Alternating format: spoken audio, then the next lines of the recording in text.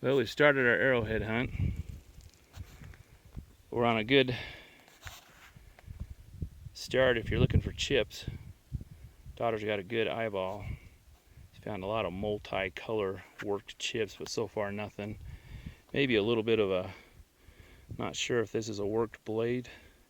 It's got a really nice edge on it. Might be a scraper.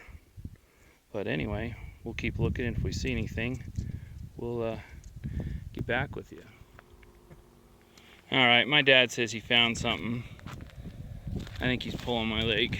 All we've found is pocketfuls of chips today. Oh my gosh. That is amazingly small. Go ahead and pick it up. Oh my gosh. Look at that. How thin is it? Oh my gosh, it's got both ears and everything. Look at that. Wow. That makes the whole trip. That is amazing. It's got the tip, it's got everything. Looks like it's made out of obsidian. I don't even know where they'd get it from here. Well, it's teeny and it's tiny, but it's definitely the find so far of the day.